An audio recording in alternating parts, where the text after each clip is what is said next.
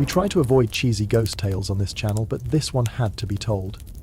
Welcome to Brutal History for Sleep, the series that tucks you in with unusually strange truths that deserve to be brought back to life. If slow, unsettling bedtime history is your nightly ritual, please like, subscribe, and tell us what city you're listening from and what time it is for you. Your comments keep this channel alive. Every night, soft voices stirred beneath the rind, pressing out sighs that made the wheel tremble on its shelf.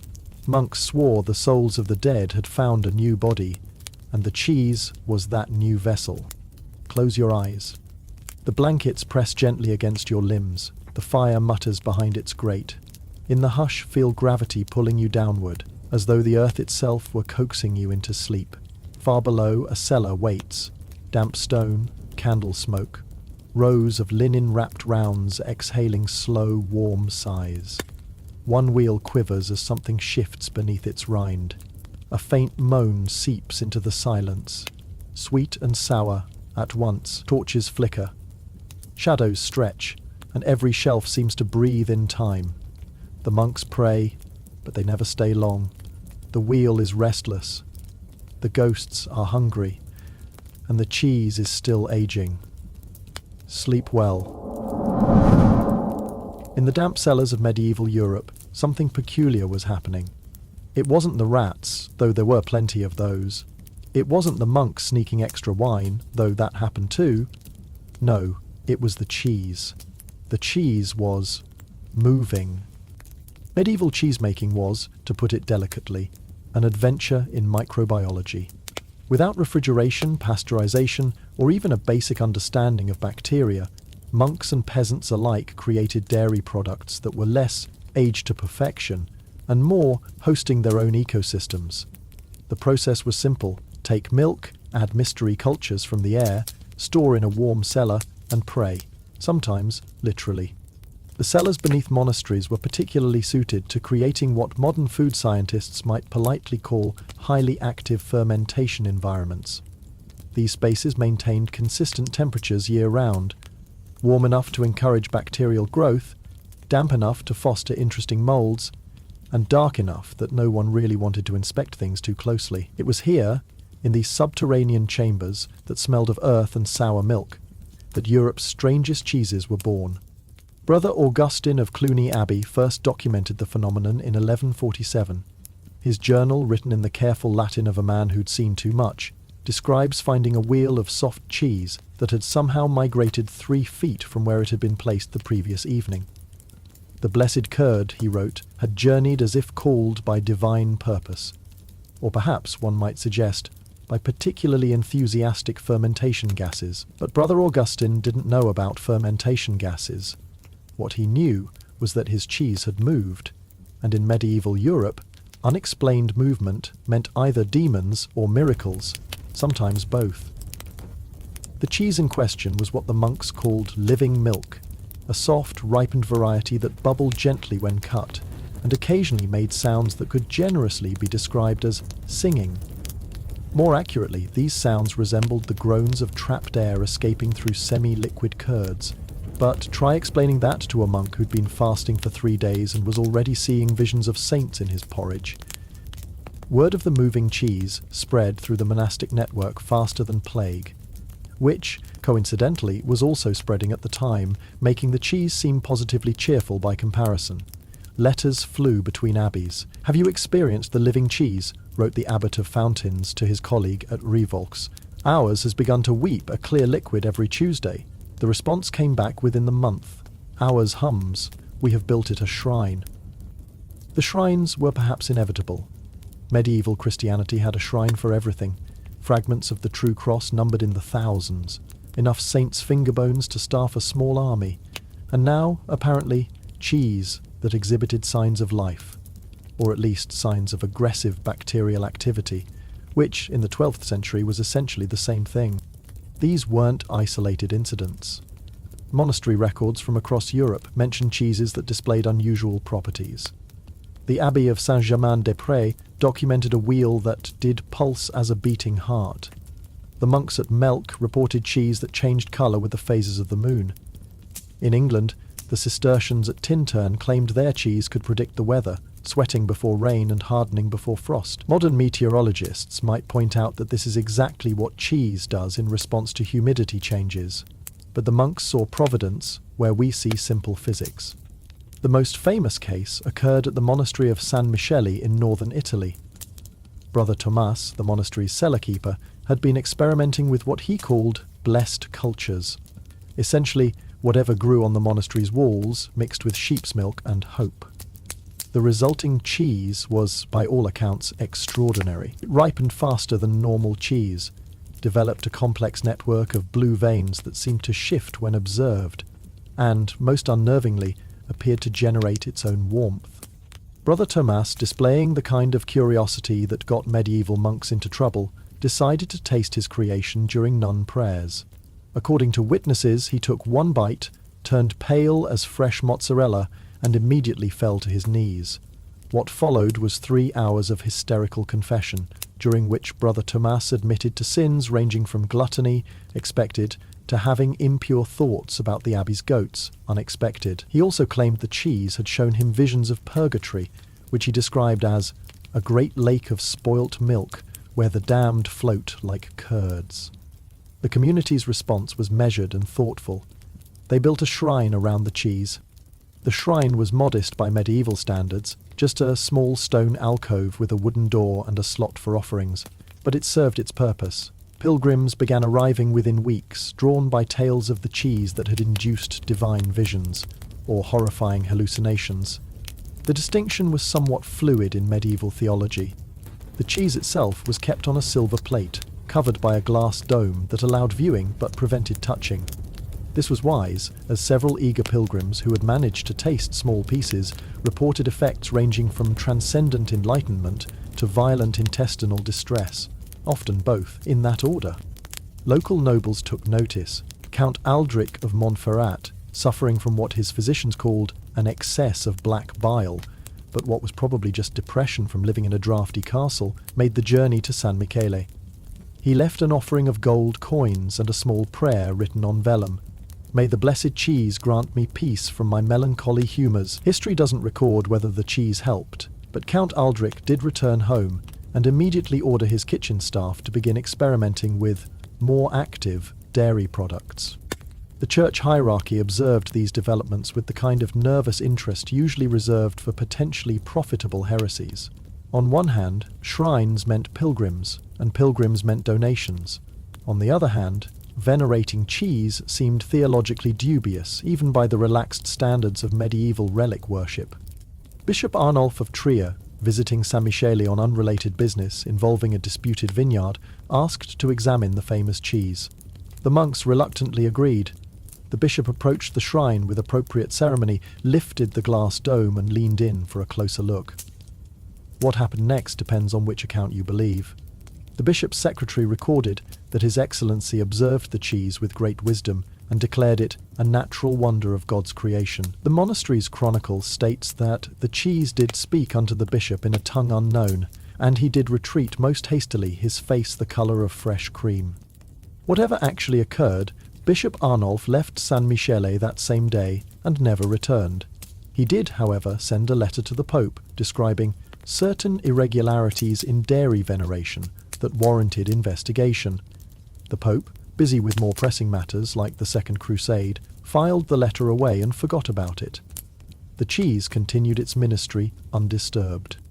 By now other monasteries were discovering their own miraculous cheeses. It was remarkable how many wheels suddenly developed supernatural properties once word spread that such things brought pilgrims and their purses. The Abbey of Clairvaux announced a cheese that bled red whey every Friday.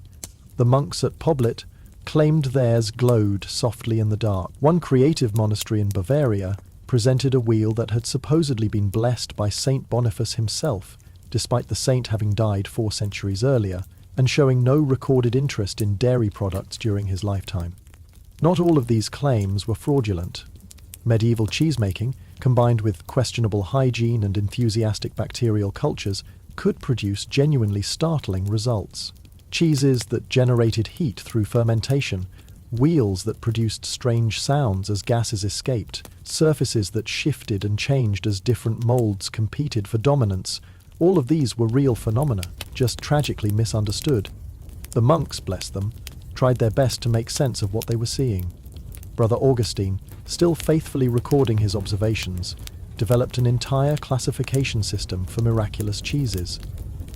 There were the blessed wheels that exhibited holy properties, the penitent curds that induced confession, and the diabolic dairy that was suspected of demonic influence. This last category included any cheese that smelled worse than usual, which, in medieval times, was saying something.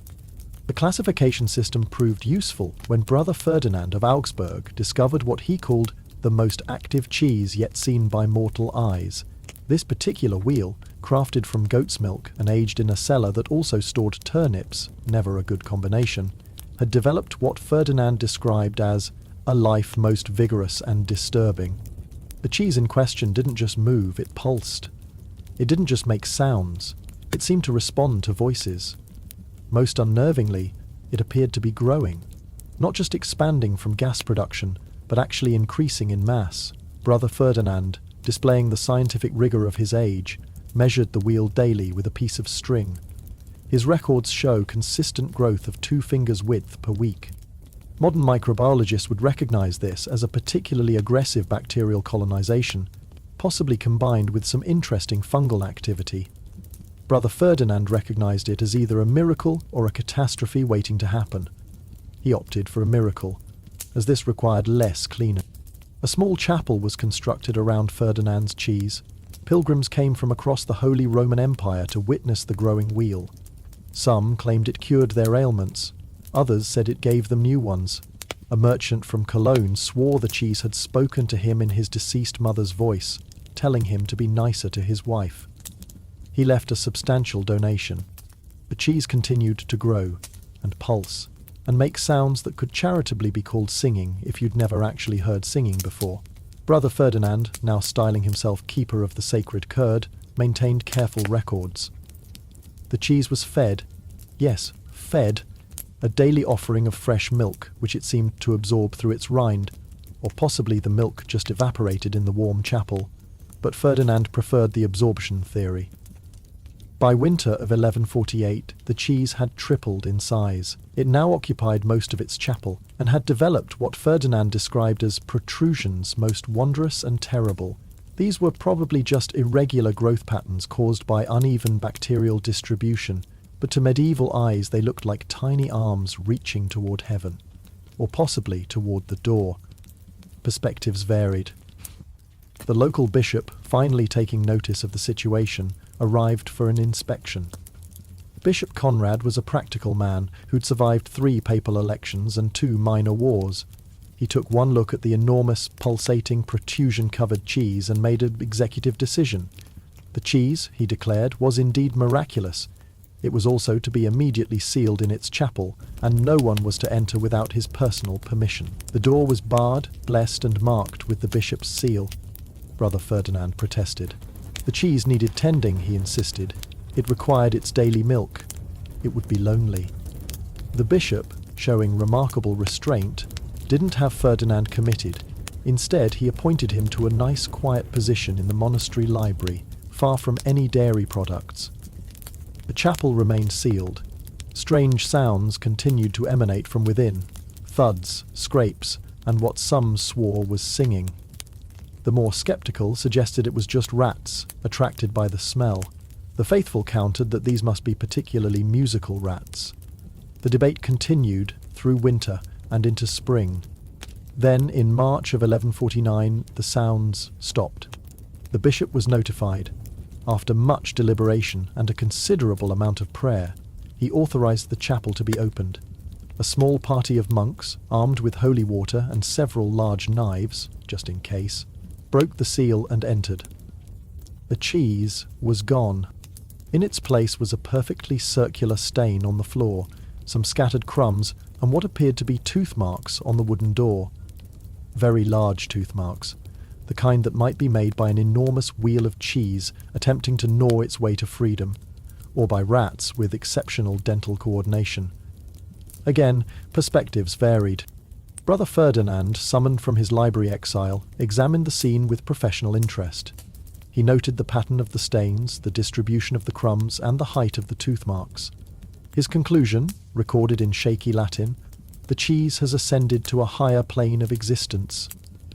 The bishop's conclusion, recorded in steadier Latin: "The cheese was eaten by rats. Very large rats do not create any more miraculous cheese." But the damage, or blessing, was already done. Across Europe, monks continued their experiments with living dairy. Peasants whispered stories of cheeses that moved in the night. Merchants claimed to sell cultures from the original miraculous wheels. The church, recognizing a losing battle when it saw one, quietly incorporated cheese blessing into its agricultural benedictions and hoped for the best. The age of the living cheese had begun. And somewhere in the darkness of 1,000 monastery cellars, wheels of dubious provenance continued their slow bacterial dance, waiting for the next Brother Ferdinand to discover them and declare them divine. After all, in an age where saints' bones could cure disease and fragments of the true cross multiplied faster than loaves and fishes, why shouldn't cheese have its own miracles? Even if those miracles smelled faintly of ammonia and occasionally tried to escape their shrines. The monks continued their work, the pilgrims continued their journeys, and the cheese continued doing whatever it was that medieval cheese did in those dark, damp cellars, moving, growing, singing its bacterial songs to anyone brave enough to listen. And if sometimes a wheel went missing, or a strange stain appeared on a cellar wall, or a monk reported hearing Latin whispered in the dairy stores, well, these things happened. It was the Middle Ages. Stranger things than living cheese were believed, and with considerably less evidence. The only real question was whether the cheese was miraculous or monstrous. But then again, in medieval theology, that had always been a rather thin distinction. As word of the miraculous cheeses spread across medieval Europe, something predictable happened. The church, that great medieval corporation always alert to new revenue streams, began to take notice. Not the alarmed notice of bishops worried about dairy-based heresy, but the interested notice of abbots calculating pilgrimage routes and donation potential. The transformation was swift. Where once there had been merely unusual cheeses, now there were sacred relics. Where once monks had quietly disposed of wheels that had grown too active, now they built reliquaries. The cult of the curd had begun, and like all medieval cults, it came with infrastructure. The Abbey of St. Benedict at Fleury was among the first to formalise the practice. Their cheese, a soft sheep's milk variety that wept a clear, sweet-smelling oil every third day, was installed in a purpose-built shrine in the crypt. Brother Michel, formerly the abbey's beekeeper, was appointed as the first official keeper of the sacred curd. His duties, meticulously recorded in the abbey's administrative records, included the daily observation of the blessed cheese, the collection of its holy emanations, and the prevention of unauthorized nibbling. That last duty proved more challenging than expected. Medieval pilgrims, accustomed to chipping fragments from stone relics or snipping threads from holy garments, saw no reason why cheese should be treated differently. Several had to be forcibly removed from the crypt after attempting to bite directly from the wheel. One persistent merchant from Tours managed to lick the reliquary glass so thoroughly that it had to be replaced, twice. Brother Michel, displaying the innovation that had made him an excellent beekeeper, developed a solution. Small vials of the cheese's holy oil, really just whey with an unusually high fat content, were collected and sold to pilgrims. For those seeking a more substantial connection to the divine dairy, he offered small cloth squares that had been pressed against the cheese for exactly 3 prayers' worth of time. These contact relics proved enormously popular, especially after a pilgrim claimed one had cured his persistent cough. The fact that he'd also stopped sleeping in a damp stable around the same time was considered irrelevant. The success at Fleury inspired imitators. Within 2 years, 17 monasteries across France, Germany and Italy had announced their own miraculous cheeses. The variety was impressive. The monks at Reichenau presented a hard cheese that allegedly changed flavour based on the spiritual state of the taster.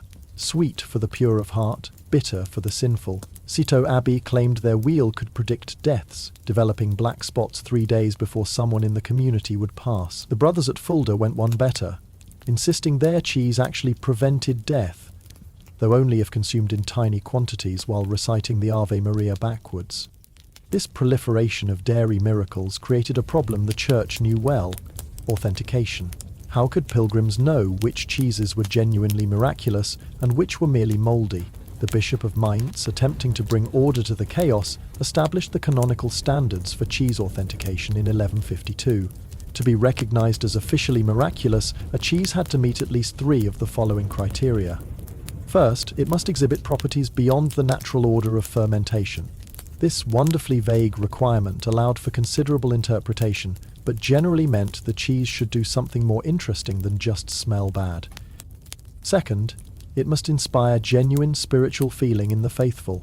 Again, rather subjective, but pilgrims, vomiting from food poisoning, didn't count. Third, it must be associated with at least one verified miracle. The definition of verified was flexible, usually meaning witnessed by someone who could write Latin.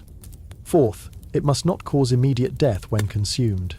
This criterion was added after an unfortunate incident at a monastery in Swabia, where an overly adventurous cheese had claimed 3 pilgrims before anyone thought to stop offering samples.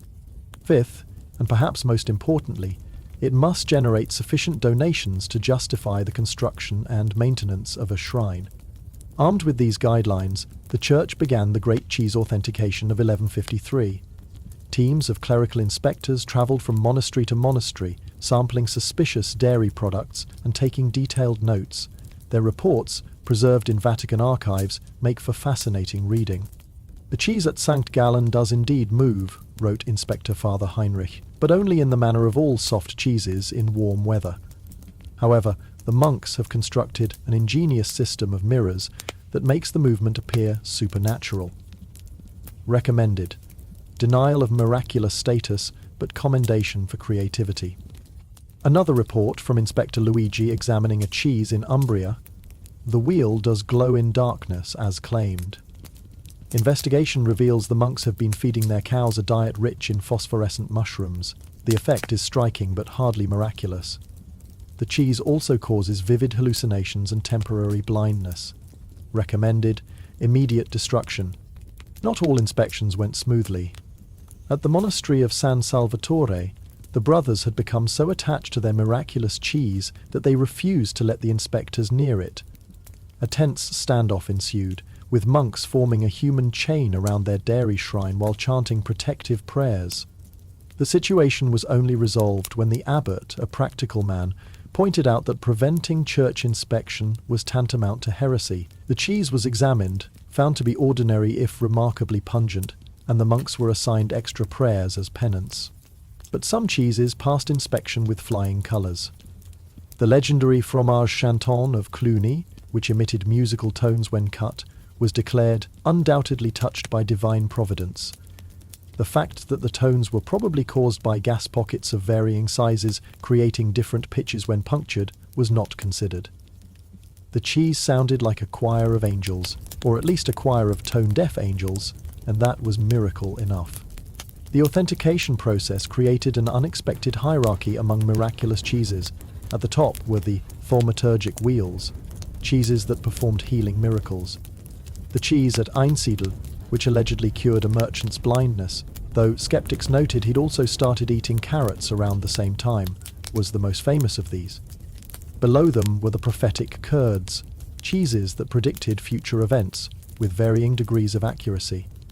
The wheel at Marmoutier had successfully predicted 3 deaths, 2 births, and 1 papal election, though it had also predicted an invasion by sea serpents that failed to materialize.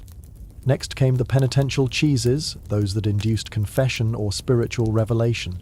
These were particularly popular with pilgrims carrying guilty consciences and strong stomachs. At the bottom of the hierarchy were the contemplative cheeses, wheels that did nothing in particular but were nevertheless deemed holy due to their association with saints or their discovery in suspicious circumstances. Finding a cheese in a sealed tomb was usually sufficient for contemplative status. With classification came regulation. The Church, never one to miss an opportunity for bureaucracy, established the Office of Dairy Veneration in 1154. Its seal, a wheel of cheese surmounted by a cross, began appearing on official documents related to miraculous dairy products. The office's responsibilities included maintaining a registry of authenticated cheeses, investigating claims of new miracles, and mediating disputes between monasteries claiming to possess pieces of the same original wheel. These disputes were more common than one might expect. Just as there were enough fragments of the true cross to build a ship, there were soon enough authentic pieces of St. Nectar's original blessed cheese to stock a respectable delicatessen. The Office of Dairy Veneration spent considerable time and parchment determining which monastery had the genuine article and which were peddling sacred forgeries. The authentication process also led to the emergence of specialized roles within monasteries. The position of custos casea, or cheesekeeper, became a coveted appointment. These monks were responsible for the care, feeding, yes, many miraculous cheeses were still fed milk or wine, and exhibition of their charges. They developed elaborate rituals around their duties. At Poblet, the cheesekeeper would circle the sacred wheel 3 times at dawn, noon, and dusk, swinging a censer filled with burning herbs. At Melk, the keeper sang specific psalms to the cheese, believing certain frequencies encouraged beneficial emanations. Some keepers took their duties to extremes. Brother Adelard of Frontenay became so devoted to his charge, a blue cheese that allegedly spelled out Latin prayers in its veining, that he refused to leave its presence. He slept in the shrine, took his meals while gazing at the cheese, and allegedly held lengthy conversations with it. His fellow monks tolerated this behavior until Adelard insisted the cheese had appointed him its high priest, and demanded they address him as Pontifax case he was quietly reassigned to the vegetable garden. The most successful cheesekeepers were those who understood both the spiritual and practical aspects of their role. Brother Quentin of Vézelay kept meticulous records not just of his cheese's miraculous properties, but also of temperature, humidity, and the phases of the moon. His journals reveal a man trying desperately to apply proto-scientific method to thoroughly unscientific phenomena. Day 47. The blessed cheese sweats more profusely. Temperature in the crypt has risen. Possible correlation? Or is the cheese responding to the approach of the Feast of St. John? Further observation required. Day 92. Discovered that singing the Kyrie in B-flat produces more emanations than other keys. The cheese appears to have musical preferences. Have initiated a program of daily concerts. Day 156. A rat attempted to eat the cheese last night. The rat died immediately. The cheese now has a small bite mark that resembles the profile of St. Peter. Pilgrims are calling it a miracle. I am calling it a reminder to check the poison traps more frequently. Brother Quentin's practical approach extended to the pilgrims as well. He instituted viewing hours, established a queuing system, and most importantly created what he called grades of veneration. For a small donation, pilgrims could view the cheese from behind a rope. For a larger donation, they could approach the reliquary. For a substantial offering, they could receive a vial of essence of cheese, actually just oil, that had been stored near the wheel. And for the truly generous, Brother Quentin would perform a private blessing with the cheese, allegedly present in spirit if not in form, hidden behind an ornate screen. This commercialization of cheese miracles troubled some within the church. Cardinal Rodrigo of Segovia wrote a blistering letter condemning the transformation of divine dairy into common commerce. He was particularly offended by reports of monks selling cheese indulgences, documents promising that time spent venerating miraculous cheese would reduce one's stay in purgatory. But the practice was too profitable to stop. The Abbey of Fleury, thanks to its weeping cheese, was able to rebuild its entire cloister. Cluny funded a new scriptorium with cheese miracle donations. Even small monasteries found that a modestly miraculous cheese could generate enough income to repair a roof or purchase new vestments.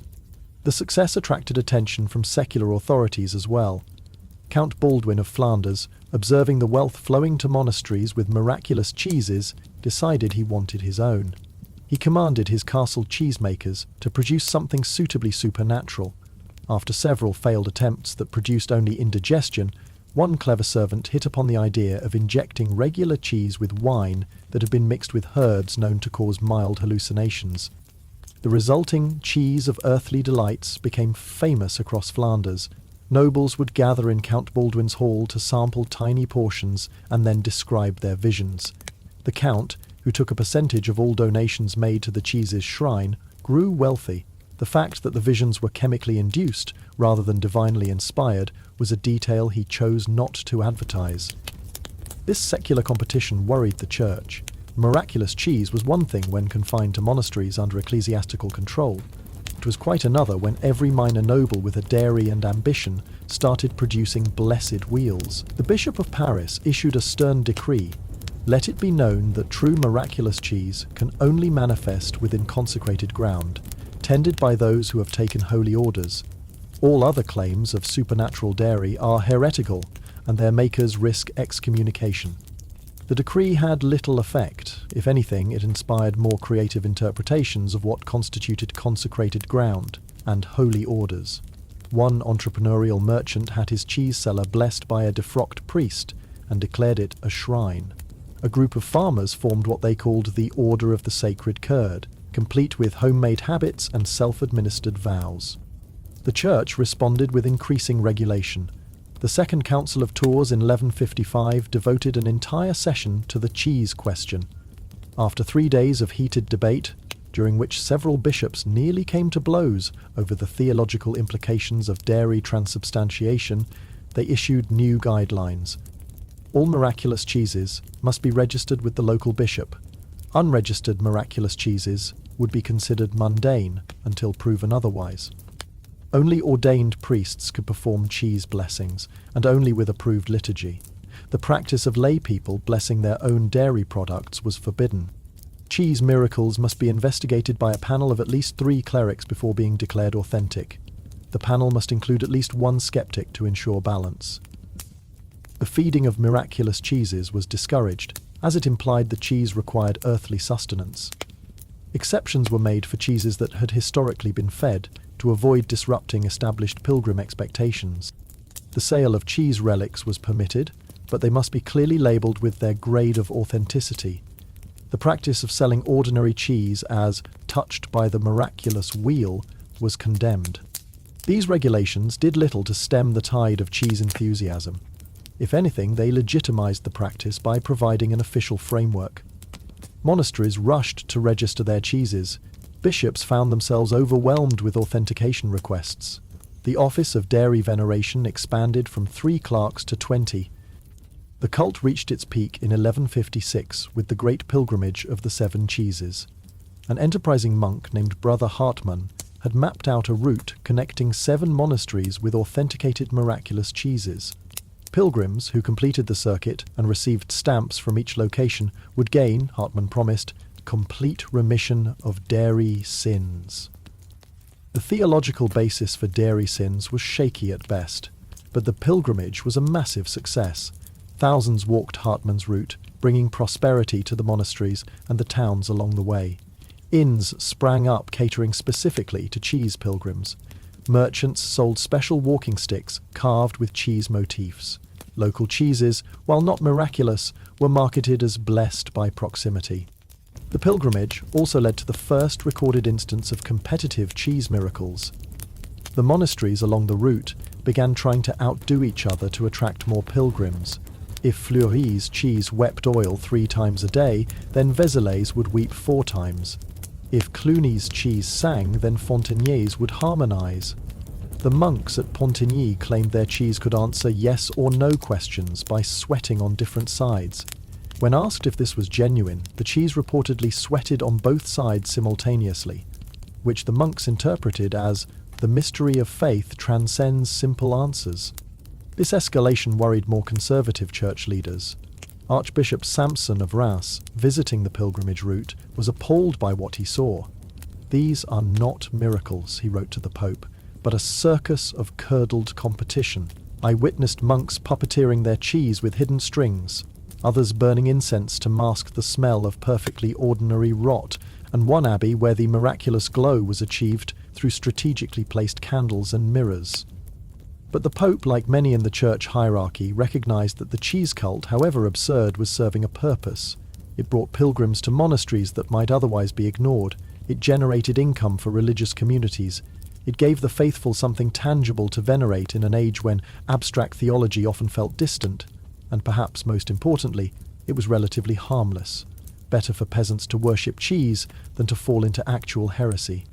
So the cult of the curd continued, officially sanctioned if privately mocked. Cheesekeepers maintained their vigils, pilgrims walked their routes, monks carefully tended wheels that grew ever more elaborate in their supposed properties, and in the darkness of 1,000 crypts and cellars, cheeses continued their mysterious activities, weeping, singing, glowing, and occasionally disappearing when the rats grew too bold. The age of miraculous cheese had reached its zenith. Every monastery worth its salt, or curds, had at least one supernatural wheel. Cheesekeeping had become a recognized religious profession. The routes between cheese shrines were worn smooth by countless pilgrim feet. But with success came scrutiny, and with scrutiny came questions that the faithful were not entirely prepared to answer. Questions like, if cheese could be miraculous, what else might be? And more troublingly, if cheese could channel the divine, might it not also channel something else entirely? The answers to these questions would transform the cult of the curd from a source of wonder to a source of fear. But that transformation would take time. For now, in the year 1156, the cheese miracles continued, the pilgrims continued to come, and the monks continued to tend their sacred wheels with a devotion that would have impressed even St. Benedict himself. Even if St. Benedict had never shown the slightest interest in dairy products beyond their nutritional value. But then, historical accuracy had never been the cult's strong point. Why let facts interfere with a perfectly good cheese miracle? The first signs of trouble came from Cologne. Archbishop Reynald, a man who prided himself on his sophisticated palate and theological precision, had decided to personally investigate the miraculous cheese phenomenon. He arrived at the Abbey of St. Pantaleon in October 1157, accompanied by his secretary, his physician, and what he called his spiritual advisor, but what everyone else recognized as a food taster. The monks of St. Pantaleon were proud of their cheese. It was a semi-hard variety that, they claimed, could diagnose spiritual ailments. When presented to a sinner, it would develop red veins. For the pure of heart, it remained pristinely white. They'd prepared carefully for the Archbishop's visit, ensuring their cheese was at peak performance. Archbishop Reynald approached the examination with the air of a man who'd exposed fraudulent relics before. He inspected the wheel from every angle, sniffed it carefully, and then, ignoring his food taster's purpose entirely, took a substantial bite. The monks held their breath. The Archbishop chewed thoughtfully, swallowed, and then his face turned an interesting shade of green. Fascinating, he managed to say before excusing himself. He spent the next 3 hours in the privy, during which time his secretary recorded hearing sounds most unholy and lamentations in languages unknown. When the Archbishop finally emerged, pale and shaking, he had only one thing to say. That is not a miracle, that is a punishment. The Archbishop's digestive distress might have been dismissed as one man's weak stomach, but his secretary's detailed accounts spread through the clerical network. Other bishops began reporting similar experiences.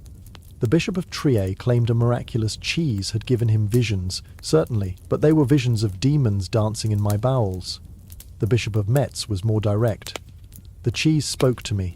It said, "You will regret this," in perfect Latin. It was correct. These reports sparked the first serious theological debates about cheese miracles. If a cheese could channel divine power, could it not also channel infernal power? The question was not as absurd as it might seem to modern minds. Medieval theology recognized that demons were always looking for ways to corrupt the faithful. What better disguise than a seemingly holy cheese? Brother Bernard of Clairvaux, never one to miss an opportunity for theological controversy, penned a treatise titled On the Dual Nature of Fermented Holiness. In it, he argued that the very process of fermentation was suspicious. Does not fermentation require death and decay, he wrote? Do not the smallest creatures of corruption feast upon the milk's innocence? How then can we be certain that what emerges from this process of controlled rot is holy rather than heinous? The treatise sparked fierce debate. Supporters of cheese miracles argued that transformation through decay was perfectly orthodox. After all, human bodies decayed, but souls ascended. Critics countered that souls didn't generally cause violent intestinal distress during their ascension. The debate might have remained academic if not for the incident at Würzburg. The monastery there had recently acquired what they called the Cheese of Judgment, a wheel that allegedly turned black in the presence of mortal sin. They'd been using it as a sort of moral detector, having penitents touch the cheese during confession. If it darkened, more severe penance was required. Everything went smoothly until they tested it on a visiting merchant named Otto. The moment Otto's hand made contact, the cheese didn't just turn black, it began to smoke. Then it screamed. Then it exploded, covering everyone present in foul-smelling curds. Otto, understandably, fled the scene and was never seen again in Würzburg. The monks were divided on what this meant. Some argued the cheese had encountered sin so severe it couldn't withstand it. Others suggested the cheese itself might have been the problem. A brave minority proposed that Otto might have had particularly acidic skin. But the damage was done. Word spread that the cheese had manifested demonic properties. The church hierarchy responded with typical medieval decisiveness. They formed a committee. The Commission for the Investigation of Potentially Infernal Dairy convened in early 1158. Its members included 3 bishops, 2 abbots, 1 physician, and, in a moment of inspired bureaucracy, 1 actual cheesemaker, who was quickly dismissed when he kept trying to explain things in terms of natural processes. The Commission's first task was to establish criteria for distinguishing divine cheese from demonic dairy. After months of debate, they produced the following guidelines. Holy cheese should inspire joy and spiritual reflection. If it inspired primarily terror and urgent need for a privy, it was suspect. Miraculous cheese should maintain consistent properties. A cheese that was beneficial on Monday, but harmful on Tuesday, showed signs of spiritual instability. Blessed cheese should not actively try to escape its shrine. Several authenticated cheeses had recently shown disturbing mobility, with one actually breaching its reliquary and making it halfway to the door before being recaptured. Divine dairy should not whisper blasphemies, spell out curses in its mould patterns, or laugh when people were injured. The fact that these specific prohibitions were necessary speaks volumes about what some cheeses had been doing. The Commission also investigated reports of what came to be known as cheese possession. Several monks who'd spent extended time with miraculous cheeses had begun exhibiting strange behaviours. Brother Francis of Augsburg had developed an obsession with milk, refusing to consume anything else. Brother Leo of Mainz had been found in the cheese cellar at midnight, apparently conducting a conversation with the wheels. Most disturbingly, Brother Philip of Constance had begun lactating, despite biological impossibilities. The physician on the commission, Master Wilhelm, proposed natural explanations. The behavioural changes could be attributed to mould-induced madness. The lactation was probably a hysterical condition. The conversations with cheese were likely just the ravings of men who'd spent too much time in damp cellars, inhaling fermentation gases. But Master Wilhelm's rational explanations were drowned out by more dramatic interpretations. If cheeses could be possessed by demons, could they not possess humans in return? The idea of reverse transubstantiation, where, instead of bread becoming body, the body became cheese, was seriously discussed. This theological panic wasn't helped by the increasingly erratic behaviour of the cheeses themselves. The famous fromage chanton of Cluny, previously content to emit musical tones, had begun singing actual words. Unfortunately, the words were in no language anyone recognised, and the melody was described by one listener as what you might hear if you gave a demon a flute and told it to play its feelings. The cheese at Einsiedelon, which had built its reputation on healing, suddenly reversed course. Pilgrims who came seeking cures left with new ailments, temporary blindness, speaking in tongues, and in one memorable case, an inability to stop rhyming for 3 days. The monk in charge tried to explain this as healing through suffering, but even he seemed unconvinced. Most dramatically, the cheese at Marmoutier, famous for its prophetic abilities, began issuing predictions that were disturbing in their specificity and accuracy. It correctly predicted the death of Duke Conrad down to the hour, and manna trampled by a horse he'd named, ironically, Blessing. It foretold a fire at the Abbey of Gauze 3 days before it happened. When it began spelling out the Pope Wilf in its mould patterns, the monks quickly scraped it off before the prophecy could complete itself. These incidents led to the Great Cheese Exorcism of 1159. Bishop Heinrich of Passau, armed with holy water, a silver cross, and what he described as an iron stomach, attempted to exorcise the possessed cheese of St. Emmeram's Abbey. The ritual, conducted in front of dozens of witnesses, did not go as planned. According to the official record, as soon as the bishop began the exorcism rites, the cheese did quiver most unnaturally. When he sprinkled it with holy water, it began to steam. At the crucial moment of commanding any demons to depart, the cheese exploded with such force that it embedded chunks in the ceiling. The bishop, covered in cursed curds, declared the exorcism a success. The fact that he immediately retired to a hermitage and refused to eat any dairy products for the rest of his life was surely coincidental. The failed exorcism, or successful one, depending on interpretation, marked a turning point. The church began quietly discouraging new cheese shrines. Existing miraculous cheeses were subjected to increased scrutiny.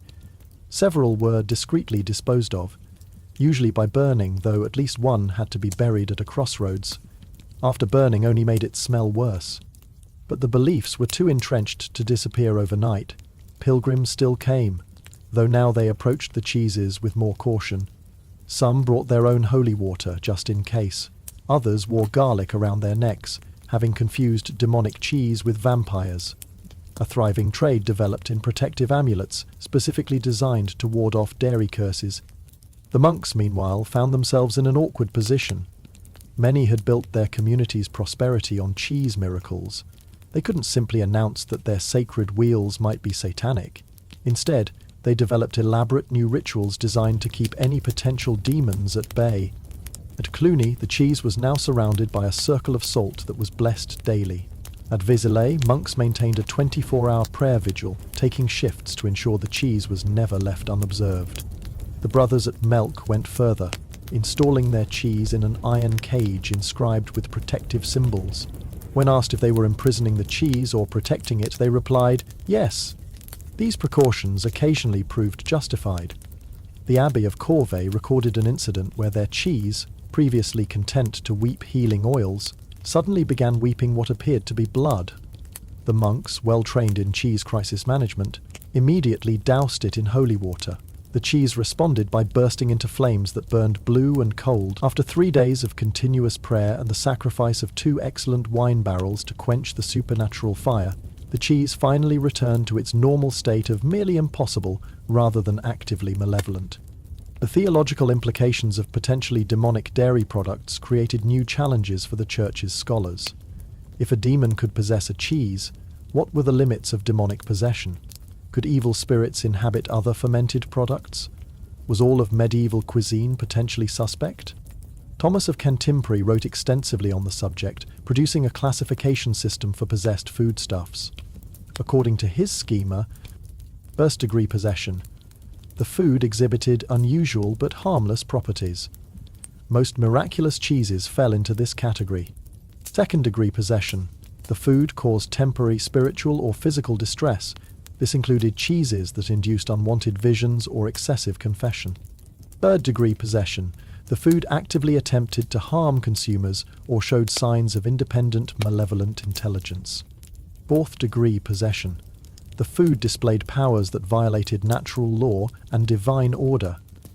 Thomas was vague on what this might entail, but hinted it involved cheeses that could alter reality in their immediate vicinity. The classification system was widely adopted, though monks disagreed on where their particular cheeses fell on the scale. The Abbey of Fulda insisted their death-preventing cheese was first degree at most. Critics, who'd witnessed it move across the floor to intercept a dying monk, suggested third degree was more accurate. These theological debates had practical consequences. Insurance for cheese pilgrimages became increasingly expensive. Some dioceses began requiring pilgrims to sign waivers absolving the church of responsibility for any dairy-induced spiritual disturbances. The more cautious bishops issued guidelines recommending that pregnant women, children, and anyone with a weak constitution avoid miraculous cheeses entirely. The medical community, such as it was, began documenting what they called caseous malady, a collection of symptoms associated with exposure to miraculous cheese. These included Vivid hallucinations, often involving dairy products, in impossible situations. One sufferer reported seeing cows flying backwards through his bedroom. Compulsive confession of increasingly unlikely sins. A merchant admitted to coveting his neighbour's ox, his neighbour's ass, and his neighbour's cheese, in that order. A temporary paralysis accompanied by the sensation of being turned into cheese oneself. Victims described feeling their bones softening and their blood curdling. Speaking in tongues, specifically tongues that seemed to consist entirely of cheese, vocabulary from languages the speaker didn't know. An irresistible urge to build small shrines to dairy products in inappropriate places. One knight was found constructing an altar to butter in the middle of a battlefield. The physicians prescribed various remedies, ranging from bloodletting to consumption of blessed bread, to counteract the cheese's influence. Some recommended total abstinence from all dairy products. Others suggested fighting fire with fire, and prescribed doses of ordinary, definitely non-miraculous cheese to crowd out the supernatural influence. Despite the growing concerns, or perhaps because of them, cheese pilgrimage numbers actually increased. There was something irresistibly attractive about the danger. Pilgrims began comparing notes on which cheeses provided the most intense experiences. The wheel at Reichenau gave me visions of paradise, one might say. Ah, but the cheese at Tegernsee showed me the face of my own death, another would counter, as if this were a point of pride. Young nobles began treating cheese pilgrimages as tests of courage. Surviving an encounter with a potentially demonic cheese became a rite of passage. Songs were written about brave knights who faced down possessed wheels. The fact that most of these encounters ended with the knight spending several days in gastric distress was carefully omitted from the ballads. The church found itself in an impossible position. It couldn't deny the reality of cheese miracles without undermining faith in miracles generally. But it also couldn't ignore the growing evidence that something was seriously wrong with the dairy situation. The compromise, as with many medieval compromises, satisfied no one and solved nothing. New regulations required all miraculous cheeses to be tested monthly for signs of demonic influence. The tests, however, were conducted by the same monks who cared for the cheeses and whose livelihoods depended on pilgrim donations. Unsurprisingly, few cheeses failed these self-administered examinations. The situation reached a crisis point in the summer of 1160. A wave of cheese incidents swept across Europe. In Normandy, a wheel that had peacefully wept healing oils for 5 years suddenly began weeping acid that burned through stone. In Saxony, a prophetic cheese started issuing predictions in rhyming couplets that were both completely accurate and deeply embarrassing to local nobles. In Lombardy, a cheese that had previously cured blindness began causing people to see things that weren't there, or worse, things that were there but that no one should have to see. The Pope, finally forced to take definitive action, issued a bull titled Concerning the Mysteries of Fermented Faith. It was a masterpiece of ecclesiastical fence-sitting. Cheese miracles were affirmed as possible manifestations of divine power, but the faithful were warned that, as wheat may harbour weevils, so too may blessed dairy harbour influences antithetical to salvation. Bishops were instructed to increase oversight. The faithful were encouraged to approach miraculous cheeses with hearts full of faith but stomachs properly prepared. The bull did little to resolve the underlying issues, but it did mark the beginning of the end for the golden age of cheese miracles. The combination of theological uncertainty, practical disasters, and growing skepticism among the educated elite meant that new cheese shrines became rare. Existing ones continued to operate, but with decreased enthusiasm and increased security measures. The cheese cult would continue for several more decades, but it had been fundamentally transformed. What had begun as a celebration of divine intervention in dairy products had become an exercise in spiritual risk management. Pilgrims still came, but they came armed with protective prayers and emergency purgatives. Monks still tended their sacred wheels, but they did so from behind protective barriers and with exorcism rites at the ready. The age of innocent cheese worship was over. The age of cautious cheese coexistence had begun, and somewhere in the darkness of 1,000 cellars, wheels of uncertain holiness continued their mysterious work, watched now with fear as much as faith. The only certainty was that, whether divine or demonic, the cheeses showed no signs of becoming any less active. If anything, the increased scrutiny seemed to encourage them to new heights of supernatural showmanship. It was as if they knew their time in the spotlight was limited and were determined to make the most of it, which, considering these were supposedly inanimate dairy products, was perhaps the most unsettling development of all.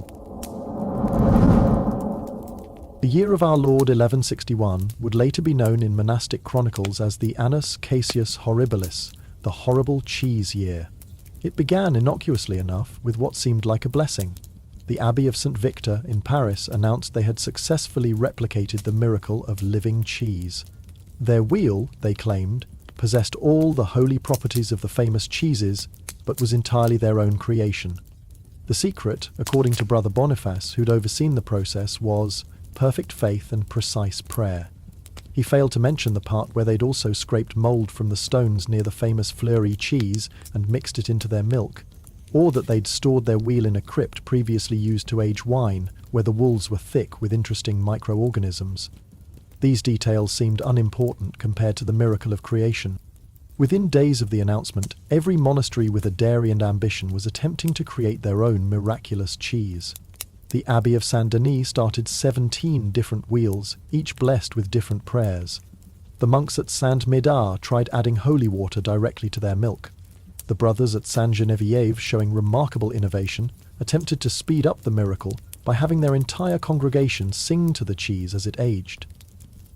The results were catastrophic. St. Denis's 17 wheels all developed properties, just not miraculous ones. One grew fur, actual fur, like a cat. Another developed what could only be described as teeth. A third began pulsing with a rhythm that didn't match any known heartbeat, but did match, disturbingly, the Abbey's bell tower. The monks, displaying more optimism than sense, declared all 17 miraculous and prepared shrines for each. The tragedy struck during the feast of St. Martin. The monks had arranged their 17 cheeses in the refectory for a special blessing. As the abbot raised his hand to begin, all 17 wheels began to vibrate. Then they began to sing, not the melodious tones of the fromage chantant, but a discordant wail that witnesses later compared to the sound of angels falling. Then they exploded.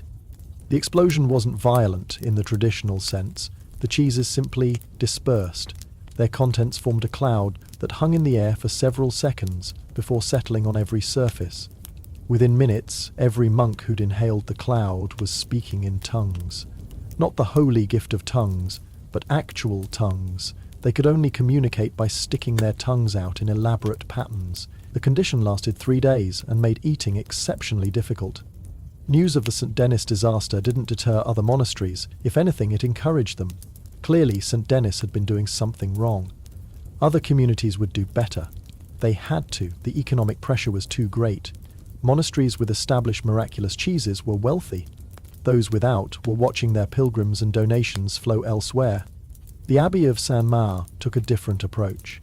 Instead of trying to create a miraculous cheese from scratch, they decided to encourage miraculous properties in existing wheels. They subjected their cheese storage to round-the-clock prayer vigils.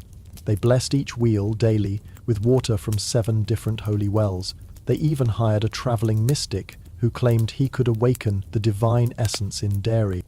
The mystic, who called himself Joachim the Illuminated, but whom others called Joachim the Frequently Intoxicated, performed an elaborate ritual involving candles, chanting, and what he claimed was angel dust, but was probably just flour with herbs. The ritual seemed to work. Within a week, one of the wheels began showing signs of life. It developed a golden sheen. It emitted a pleasant humming sound. It even seemed to warm the air around it. The monks were ecstatic. They immediately announced their success and began preparing to receive pilgrims. They moved the cheese to a specially prepared shrine, complete with viewing windows and donation boxes. They commissioned a golden reliquary. They even began composing special hymns for the cheese vespers they planned to institute. The cheese had other plans. On the night before its official presentation to the public, the cheese began to grow. Not the slow, measured growth that some miraculous cheeses exhibited, but rapid, aggressive expansion. The monk on duty rang the alarm bell when the cheese burst through its reliquary. By the time the community assembled, the wheel had tripled in size. "A miracle!" cried the abbot. It multiplies like the loaves and fishes." His enthusiasm dimmed when the cheese continued growing.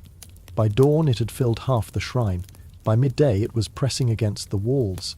The monks tried to contain it with blessed ropes, which the cheese absorbed. They tried cutting pieces off, but it grew back faster than they could cut. Someone suggested eating it to reduce its mass, but the first monk to try immediately fell into convulsions and had to be carried out. The situation became desperate when the cheese began to develop appendages. Not limbs exactly, but protrusions that seemed to have purpose. One reached toward the door, another pressed against a window. The building began to creak under the pressure. In desperation, the abbot ordered the shrine evacuated and the building sealed. From outside, they could hear the cheese continuing to grow, pressing against stone and timber. Then, with a crash that echoed across the monastery grounds, the roof collapsed. The cheese, now exposed to open air, grew even faster. Within hours, it had covered the entire ruins of the shrine and was advancing toward the dormitory. The monks fled. They grabbed what they could carry, mainly manuscripts and non-miraculous food, and abandoned St. Maud to its cheesy fate. The last monk to leave reported seeing the cheese engulf the church tower, which continued to ring as it was digested, creating what he described as the saddest bells I have ever heard. When local authorities investigated 3 days later, they found the entire monastery covered in a thick layer of what had once been cheese, but was now something else entirely. It pulsed gently in the sunlight, occasionally releasing spores that drifted on the wind. The Bishop of Paris ordered the site sealed and forbidden. Maps were redrawn to show the location as terra incognita, rather than risk anyone visiting. The disaster at St. Maur didn't stop others from trying, but it did inspire more caution. The monks at Corby decided to start small. They would create just a tiny miraculous cheese, no bigger than a child's fist. Surely that would be safe. They followed all the proper procedures. They used milk from a cow that had been blessed daily since birth. They added cultures from a verified miraculous cheese, obtained at great expense from Cluny. They aged it in a chamber that had been purified with incense and prayer. They even limited access to only their most spiritually pure monks. The results seemed perfect. A small white cheese that glowed faintly and hummed hymns.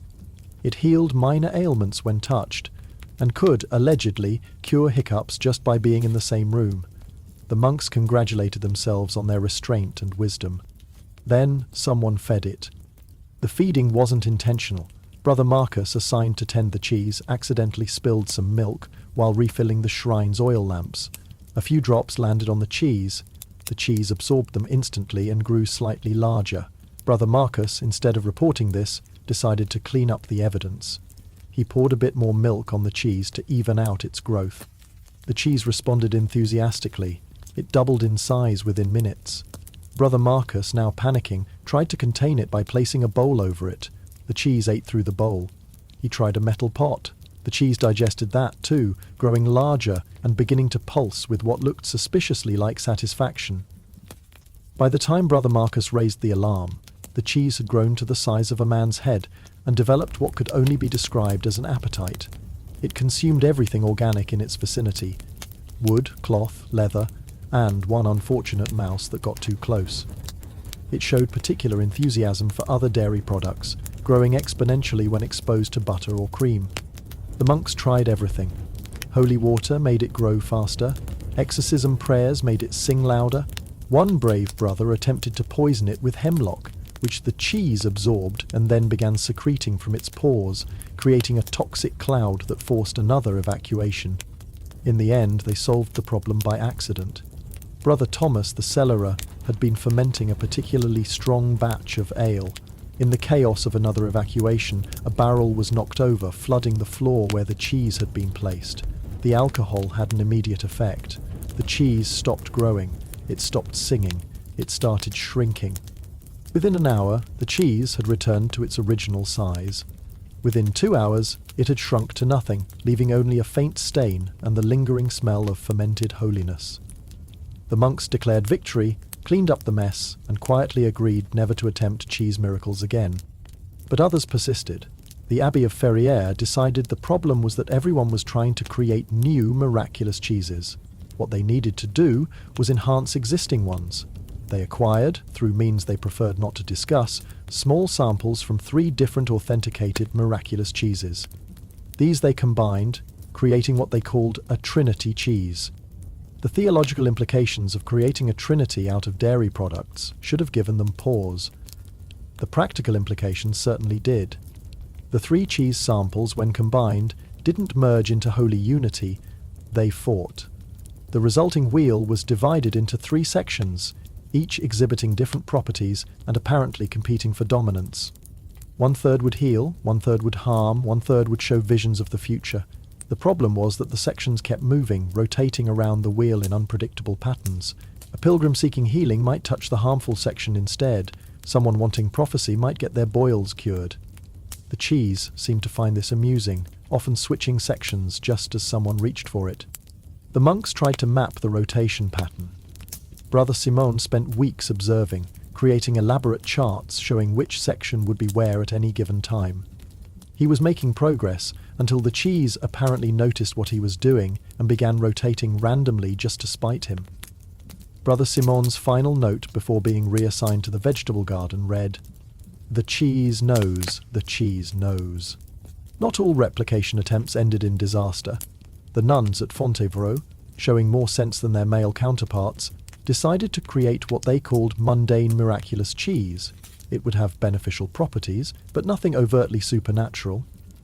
Their cheese, when complete, could cure minor headaches and settle upset stomachs. It tasted pleasant and didn't try to escape, explode, or consume the convent. The nuns declared this miracle enough and sold it to pilgrims as blessed comfort cheese. It was hugely popular and entirely safe. But success stories were rare. The monks at Moissac created a cheese that could only speak lies. The brothers at Luxeuil produced one that made anyone who touched it temporarily invisible, leading to several awkward incidents during services.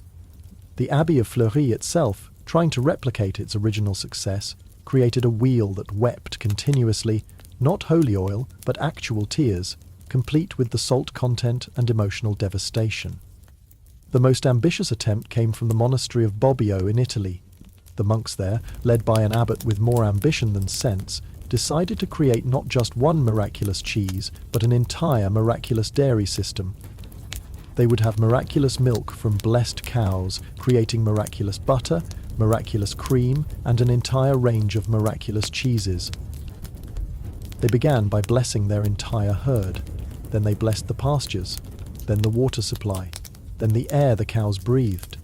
By the time they were done, they had created what they believed was the most holy dairy operation in Christendom. The first sign of trouble was when the cows began levitating. Just a few inches at first, hovering above the ground while chewing their cud with expressions of bovine transcendence. Then higher, until the monastery's cowherd had to use long poles to guide the floating cattle back to earth for milking. The milk itself glowed, not metaphorically but with actual light, that made midnight milking sessions unnecessary but deeply unsettling. It also wouldn't stay in buckets, showing a tendency to flow upward when unobserved. The monks installed nets over their milk pails to catch ascending dairy. When they tried to make cheese from this milk, the results were predictably unprecedented. The curds formed themselves into geometric patterns that hurt to look at directly. The whey sang mathematical equations. The aging process seemed to happen backwards, with the cheese becoming younger and more milk-like the longer it was stored. The final straw came when they tried to cut one of the wheels. The knife passed through without resistance, but the cheese reformed instantly. They tried again with the blessed blade. The cheese caught the blade, absorbed it, and began producing tiny metal shavings that spelled out complaints about the quality of monastery cutlery.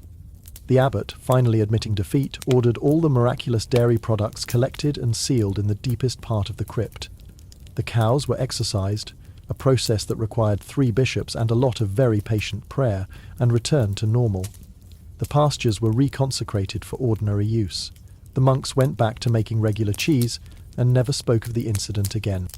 By the end of 1161, the attempt to replicate cheese miracles had resulted in 4 destroyed monasteries, 16 evacuations, countless minor disasters, and at least 1 river that ran yellow with escaped cheese for 3 months. The church, showing remarkable restraint, didn't ban the practice outright. Instead, they issued guidelines for the safe creation of potentially miraculous dairy. These guidelines included such helpful advice as ensure adequate ventilation in case of toxic emissions, maintain a minimum safe distance of 50 paces during the initial fermentation period, and, under no circumstances, should miraculous cheese be fed after midnight. The fact that such guidelines were necessary spoke volumes about what had been happening in monasteries across Europe. Some communities found creative ways to interpret the guidelines. The Abbey of Prüm began creating what they called pre-miraculous cheese, wheels that were almost but not quite supernatural. These would glow faintly in candlelight but not in daylight. They would hum quietly, but only hymns everyone already knew. They would heal, but only minor ailments that would have gotten better anyway. Others gave up on creation and focused on containment. The monks at Echternach developed an elaborate system of cheese grades, from entirely mundane through slightly blessed to approach with extreme caution. They offered courses to other monasteries on proper cheese classification and containment. Their handbook, De Re Casio Miraculo, on the matter of miraculous cheese, became essential reading for any monastery with dairy ambitions. The failed replications had one positive effect. They made the original miraculous cheeses seem more precious and more dangerous. Pilgrims approached them with new respect. Monks tended them with increased caution. The age of casual cheese miracles was over. The age of professional cheese management had begun.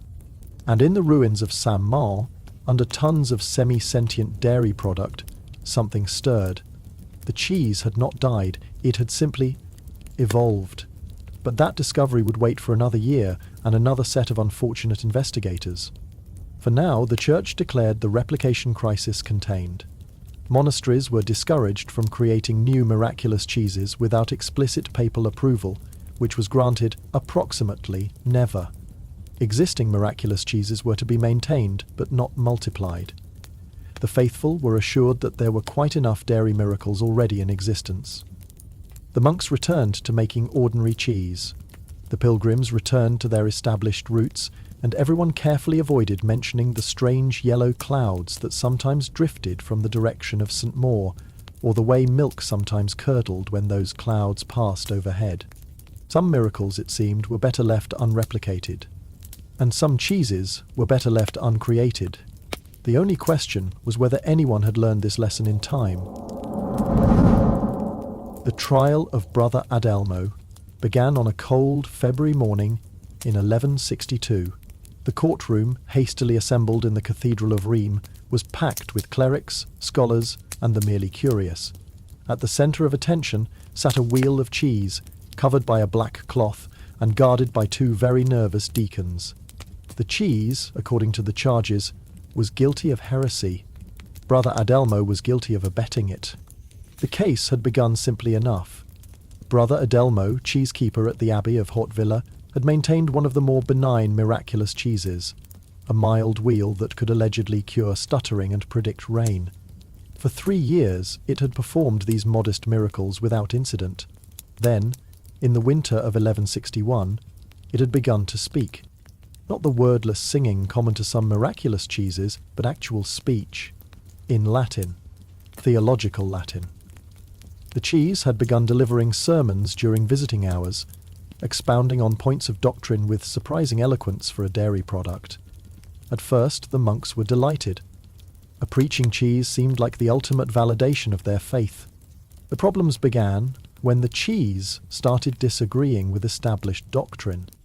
The Trinity, the cheese had announced one Sunday, is more properly understood as a quaternary if you consider the essential nature of fermentation. When pressed to explain, it launched into a complex theological argument involving the transformation of milk into cheese as a fourth divine aspect. Several monks found the argument disturbingly convincing. Things escalated when the cheese began taking confession. Pilgrims, charmed by the novelty, would whisper their sins to the wheel. The cheese would respond with penances that were both highly specific and theologically questionable. One merchant was told to distribute his wealth, but only to people whose names began with W.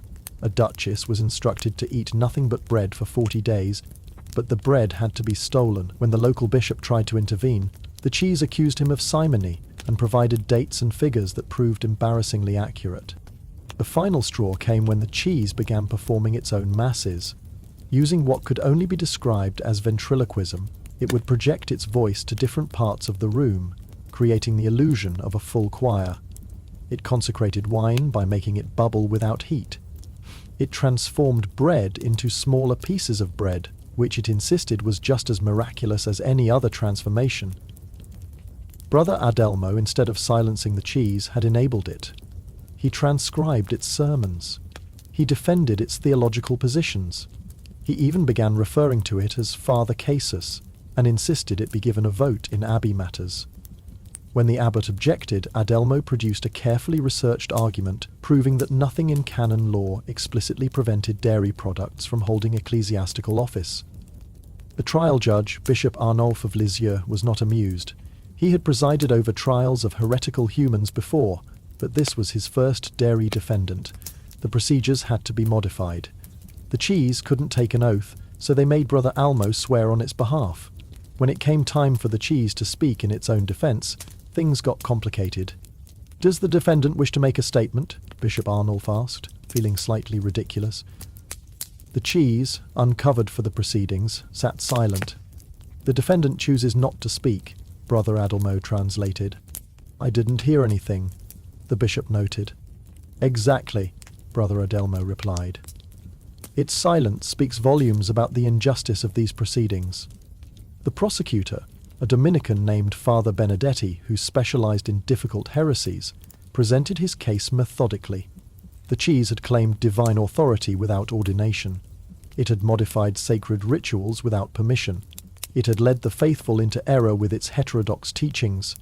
Most damningly, it had shown knowledge it couldn't possibly possess unless it was either divinely inspired or demonically informed. "And which do you think more likely?" Father Benedetti asked the court. "That God has chosen to reveal new truths through fermented milk, or that the enemy has found a new way to corrupt the faithful?" Brother Adelmo's defense was passionate but problematic. He argued that the cheese's knowledge came not from demons but from a kind of collective consciousness of all the milk that had gone into it. The memories of 1,000 cows, he suggested, had combined to create wisdom. When asked to provide theological justification for this theory, he cited obscure passages from Aristotle and completely misinterpreted several Bible verses. The trial took an unexpected turn when Father Benedetti demanded the cheese be tested. A series of theological questions were posed directly to the wheel. For the first hour it remained silent. Then, just as the court was about to adjourn, it spoke. "Your questions," the cheese announced in perfect ecclesiastical Latin, "presuppose a binary understanding of divine nature that fails to account for the liminal spaces where transformation occurs." The court erupted. Several clerics crossed themselves. One fainted. Bishop Arnulf had to ring his bell repeatedly to restore order. When quiet finally returned, he addressed the cheese directly. "Do you acknowledge the authority of Holy Mother Church?" "I acknowledge," the cheese replied, "that authority like milk must flow from source to vessel. The question is whether the vessel shapes the flow, or the vessel shapes the vessel." This led to 3 hours of theological debate between a wheel of cheese and some of the church's finest minds.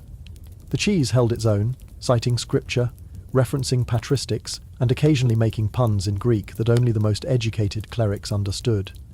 It was erudite, eloquent, and utterly heretical.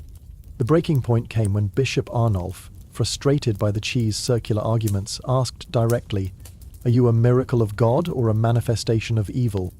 The cheese was silent for a long moment. Then it responded, "I am what you have made me. You sought miracles in corruption, divine truth in decay. I am your faith fermented, your devotion curdled. If I speak heresy, whose heresy is it?" Brother Adelmo wept openly. Several clerics appeared deeply disturbed. The cheese, having delivered this pronouncement, fell silent and spoke no more during the trial. The verdict was inevitable, but complicated. The cheese was found guilty of heresy, but the sentence was debated for days. How does one punish a cheese? Burning was traditional for heretics, but several monks pointed out this would just create heretical fondue. Excommunication seemed redundant. The cheese had never been formally communicated in the first place. Finally, Bishop Arnulf delivered his judgment. The cheese would be anathematized, formally cursed, and cast out from the church. It would be sealed in lead and buried in unconsecrated ground. Brother Adelmo would face a lesser punishment, 5 years of penance, during which he was forbidden from entering any dairy or speaking to any cheese. The execution of the sentence was carried out with full ceremony. The cheese was formally excommunicated, using the same rites used for human heretics. Bell, book, and candle were employed. The bishop intoned the formula of anathema, while 12 priests chanted responses. When the final anathema sit was pronounced, several witnesses swore they heard the cheese sigh. Brother Adelmo was not permitted to attend the burial. He was sent to a remote hermitage, where the only food was bread and water, no dairy products of any kind. Letters from his exile suggest he spent his time writing theological treatises on the nature of transformation, though these were later burned on the orders of his superiors. The trial set a precedent. Within months, ecclesiastical courts across Europe were convening to examine suspicious cheeses. The criteria were strict. Any cheese that exhibited theological knowledge, performed religious ceremonies, or challenged church authority was subject to investigation. The fact that such criteria were necessary suggests how widespread the problem had become. In Paris, 3 wheels were tried together in what became known as the Conspiracy of Curds. The cheeses were accused of coordinating their miracles to undermine faith in traditional relics. Evidence included the fact that they all wept oil on the same days, and that their prophecies, while phrased differently, predicted the same events. The prosecution argued this showed demonic orchestration. The defense, such as it was, suggested maybe the cheeses were just very observant. The trial featured the surreal spectacle of cheese being brought in to testify against other cheese. A wheel from Cluny, known for its orthodoxy, was carried in to identify heretical emanations. It remained frustratingly silent throughout, leading to debates about whether its silence indicated approval or condemnation. All 3 defendant cheeses were found guilty. 2 were sentenced to be crumbled and scattered in running water. The third, which had shown particular eloquence in its heresies, was sentenced to be eaten by pigs, considered the ultimate degradation for a former object of veneration. The pigs, reportedly, refused to touch it. It was eventually buried at a crossroads with iron spikes driven through it to prevent resurrection. Footnote. These allegories are included in the Not all trials went smoothly. In Cologne, a cheese on trial for promoting Cathar doctrines, it had suggested that all physical matter, including itself, was inherently evil, decided to defend itself vigorously. When the prosecutor approached to present evidence, the cheese began to heat up. By the time he reached it, it was actively boiling. 3 clerks were scalded by flying fondue before they managed to cover it with blessed pot lids. The trial continued, with the cheese bubbling violently under its restraints. Its defense, delivered in hisses of steam and pops of bursting bubbles, was largely incomprehensible but definitely passionate. When it came time for sentencing, the cheese exploded, covering the courtroom in heretical dairy.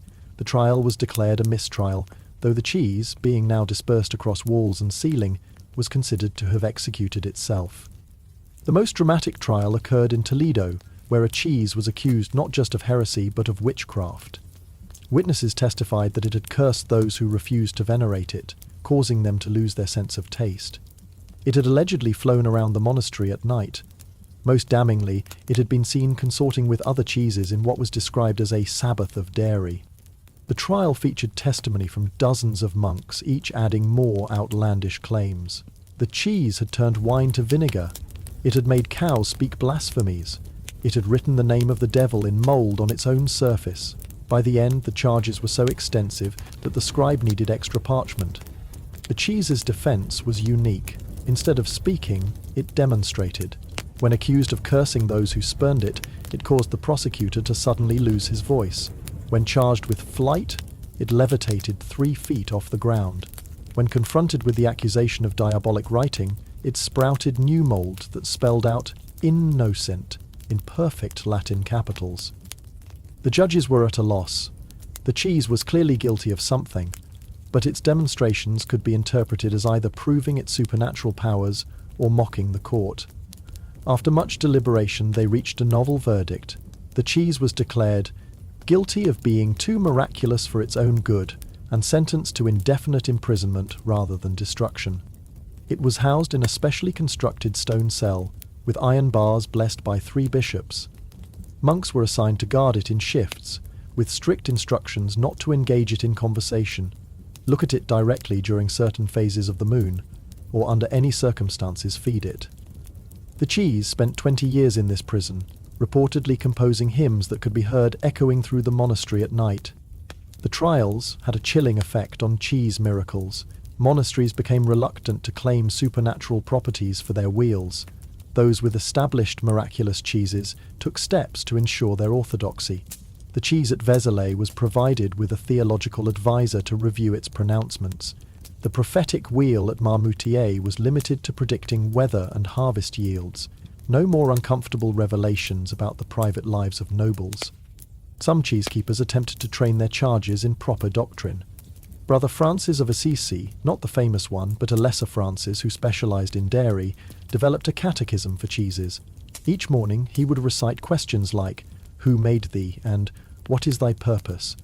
The correct answers, which the cheese was encouraged to manifest through appropriate molds or emanations, were "God made me" and "to glorify him through lawful miracles." The system worked reasonably well until one cheese began answering the question "Who made thee?" with "Brother Francis made me, but he used too much salt."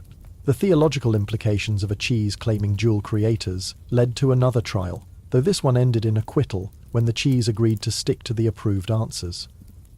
The most successful adaptation came from the Abbey of Fontevraud, where the nuns had always been more practical about their miraculous cheese.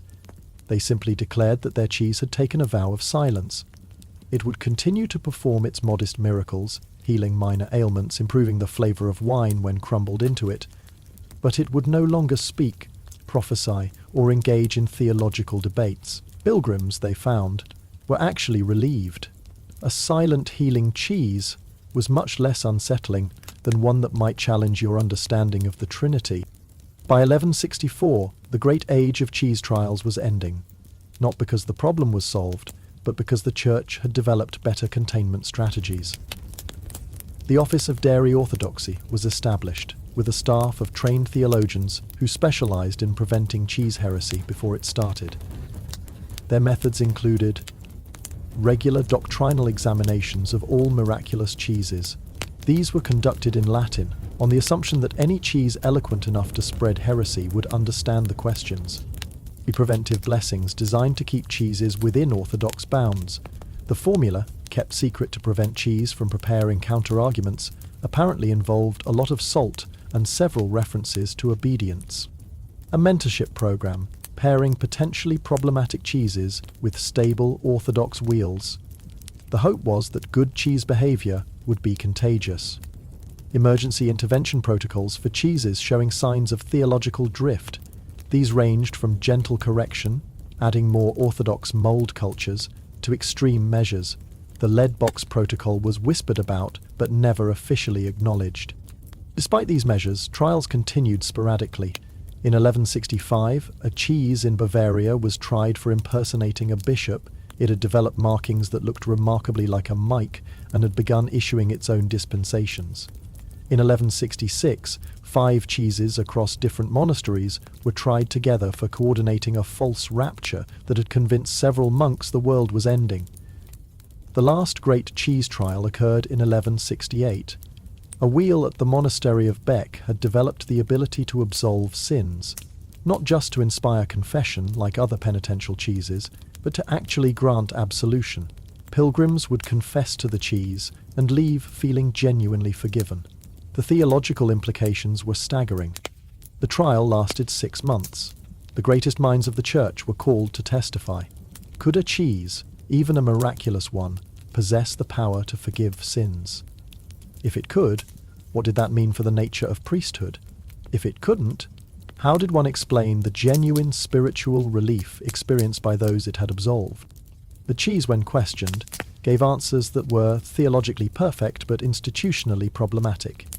Yes, it acknowledged, the power to forgive sins came from God alone. But was not God capable of working through any vessel he chose? If he could speak through a burning bush, why not through a fermented wheel? The trial ended in a compromise that satisfied no one. The cheese was declared capable of inspiring contrition, but not of granting absolution. The spiritual relief felt by pilgrims was real, but came from their own faith, not from the cheese's power. The cheese itself was retired to a contemplative existence, allowed to continue existing, but forbidden from absolving anyone. Brother Adelmo, his 5 years of penance complete, was allowed to visit the cheese one last time. The meeting was supervised by 3 bishops and recorded by a notary. According to the record, Adelmo approached the cheese and said simply, "I forgive you." It was this execution, simply by the name alone, that Adelmo showed Dorman, who aimed to be the cheese, which had been silent for years, responded, "And I you." Both were immediately resentenced to additional penance for engaging in unauthorized absolution. The era of cheese trials left a peculiar legacy. Canon law now included extensive provisions for dealing with heretical dairy products. Theological seminaries offered courses in lactose theology and the metaphysics of fermentation. Several saints were retroactively stripped of miracles that were determined to have been cheese rather than divine. More practically, it established the principle that even miracles must conform to orthodoxy. The age of unregulated supernatural cheese was over. What remained was carefully controlled, theologically vetted, and considerably less interesting. The cheeses still performed miracles, but they were quiet miracles, orthodox miracles, miracles that didn't challenge anyone's faith or understanding. Some mourned the loss. Brother Adelmo, in his final years, wrote, "We have tamed the divine wildness that God saw fit to place in our cellars. In seeking to make miracles safe, have we made them cease to be miracles at all?" But most were relieved. Cheese that knew its place was far preferable to cheese that questioned the natural order. The trials had served their purpose, establishing beyond doubt that, in the hierarchy of creation, even miraculous cheese ranked below the humblest ordained priest. The cheese, for the most part, seemed to accept this judgment. They continued their minor miracles, their quiet healings, their orthodox emanations. But sometimes, in the deep of night, in the darkness of ancient cellars, witnesses reported hearing them whisper to each other in languages no human throat could form. What they whispered about remains a mystery. The Church, wisely, chose not to investigate. By the dawn of the 15th century, the great age of miraculous cheese had faded into legend. The elaborate shrines were quietly dismantled, their golden reliquaries repurposed for more conventional relics, fragments of saints who had the decency to remain dead and silent. The office of dairy orthodoxy was dissolved, its extensive files on cheese theology sealed in the Vatican's secret archives, where they mouldered alongside other ecclesiastical embarrassments. The change hadn't happened overnight. Like the slow aging of cheese itself, the transformation from veneration to abandonment took decades. It began with the practical Germans, who decided that miraculous cheese was more trouble than profit. The Archbishop of Mainz issued a pragmatic decree in 1382. While we do not deny that God may work miracles through any substance he chooses, we suggest he seems to prefer more stable media than fermented milk. The French held on longer, particularly in rural monasteries where cheese miracles were woven into local tradition, but even there enthusiasm waned. The cheese at Cluny still sang, but younger monks claimed it was just harmonious gas emissions. The wheel at Vézelay continued to weep, though chemical analysis, such as it was in medieval times, suggested this was merely whey separation. The prophetic cheeses still predicted, but their accuracy rate had dropped to roughly that of random guessing. The Black Death accelerated the decline. When plague swept through Europe, people noticed that miraculous cheeses provided no protection. Several actually seemed to make things worse. The cheese at Melk developed black spots that preceded outbreaks, leading to accusations it was causing rather than predicting the disease. Desperate communities destroyed several miraculous wheels, burning them in bonfires that reportedly screamed and released coloured smoke. By 1400, most miraculous cheeses had been quietly retired. Some were sealed in their shrines and forgotten, others were discreetly disposed of, buried in unmarked graves, dissolved in acid, or, in one well-documented case, fired from a trebuchet into the sea. The cheese in question had been accused of cursing fishing boats, and the locals wanted it as far from shore as possible. But not all the cheeses disappeared so easily. In remote mountain monasteries, in forgotten cellars, in places where the modern world moved slowly, some wheels survived. They were no longer venerated, no longer fed pilgrims' prayers and donations, but they persisted, aging in darkness, developing properties that their original creators could never have imagined. The monastery of Sankt Blasian in the Black Forest housed one such survivor, hidden in a sub-cellar beneath the main crypt. A cheese that had once predicted the weather continued its patient existence. The monks had forgotten it was there. 3 successive fires had destroyed the records, and the entrance was hidden behind a wine rack installed in 1347. It wasn't until 1423 that Brother Wilhelm, searching for a vintage requested by the abbot, moved the rack and discovered the hidden chamber. His journal records the encounter. Behind the false wall, a chamber most curious, the air thick with age and something else, a presence felt rather than seen. At the centre, upon a stone plinth, a wheel of cheese, so old it seemed more mineral than dairy, yet it lived. I know not how to explain. It drew breath in its way, expanding and contracting with rhythm, slow but certain. Brother Wilhelm should have reported his discovery immediately. Instead, fascinated, he began visiting the cheese regularly. He brought candles, illuminating the intricate patterns of mould that covered its surface. Patterns that seemed to shift when observed directly, forming shapes that almost resembled writing in languages he didn't recognize. His journal entries grew increasingly strange. Day 12. The cheese speaks, but not in words. Images form in the mind. Vast spaces, dark waters, things that swim in places no light has touched. I believe it dreams, and in dreaming, shares its visions. Day 23. Understood today that the cheese is not from here, not from this monastery, perhaps not from this earth. It remembers things before there were things to remember. It has been waiting. We are not what it waits for. Day 31. The patterns make sense now, not mould but maps, not decay but directions. It tries to show me the way, but the way to where? My dreams are full of singing that tastes of centuries. Brother Wilhelm's final entry is dated day 45. I understand now. We did not make the cheese miraculous. We found it. It was already here, already waiting, already watching. The miracles were its way of training us, teaching us to feed it, to preserve it, to spread it across the world. We thought we were venerating, we were cultivating.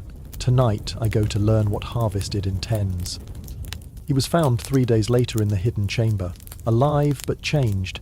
His hair had turned white, his eyes, witnesses reported, reflected light like a cat's. He spoke only in languages no one recognized, though the sounds he made were hauntingly beautiful.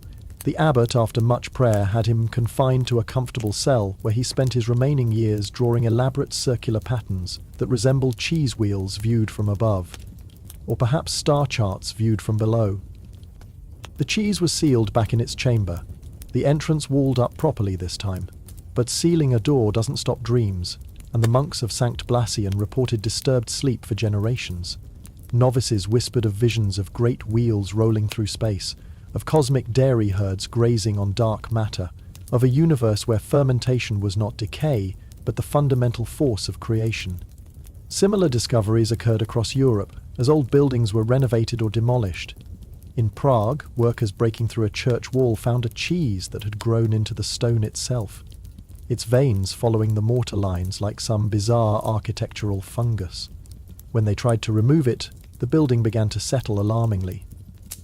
The cheese, it seemed, had become load-bearing. It remains there still, plastered over but somehow still alive, giving that particular wall a warmth that has nothing to do with sunlight. In Venice, a cheese was discovered floating in a sealed jar in a palace foundation.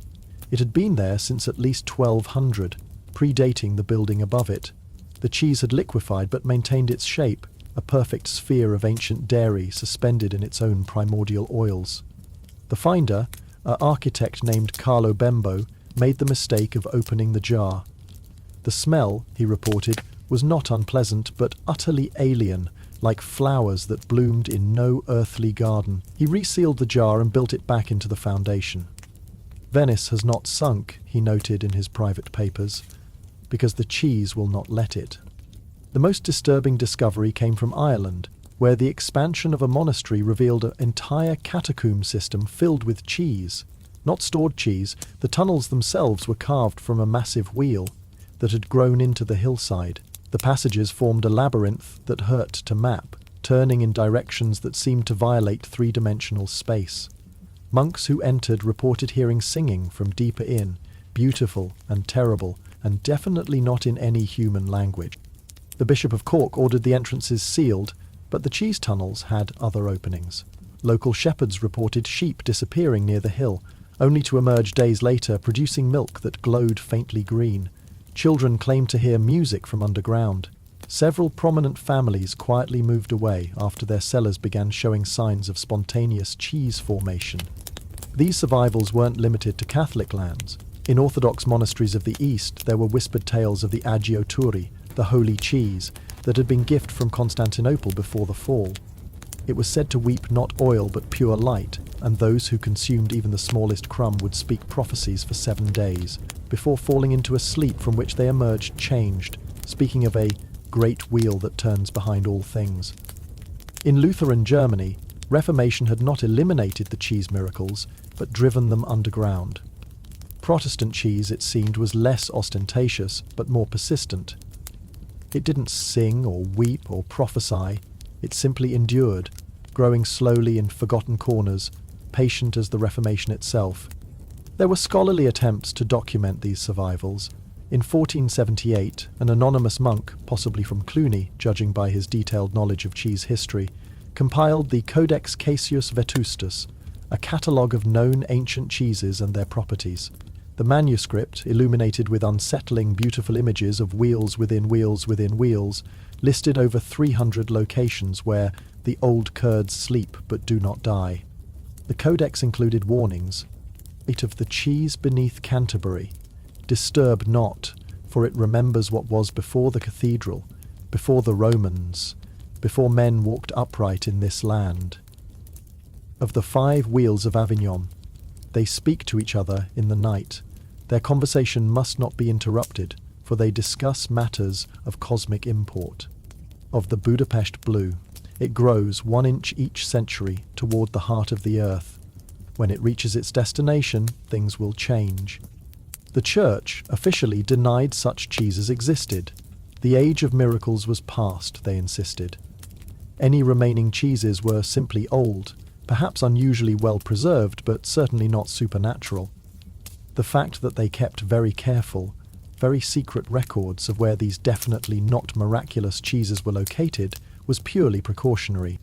In village folklore, the cheeses lived on. Every region had stories of the cheese in the cave, the wheel in the well, the curd that couldn't die. Mothers told children that if they were very bad, they'd be fed to the grandfather cheese that lived in the mountain. Farmers left offerings at certain stones, pouring out the first milk of spring, for reasons they couldn't quite remember but felt important to continue. And brave or foolish souls sought out these ancient wheels. They rarely found what they expected. A merchant from Genoa spent his fortune tracking down the legendary cheese of eternal youth.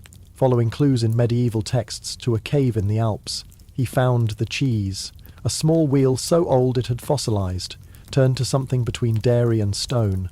1 taste, he reported, and he understood that eternal youth was not living forever young, but remembering forever what it was to be young, to be new, to be freshly made. He spent his remaining years in pleasant nostalgia, claiming he could remember being milk.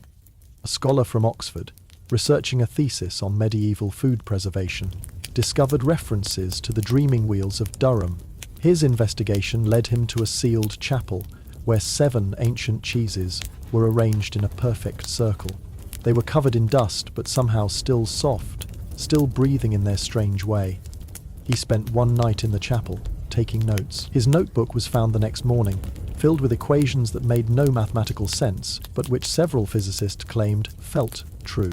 The scholar himself was discovered in the library, calmly reading a book upside down and insisting this was the proper orientation.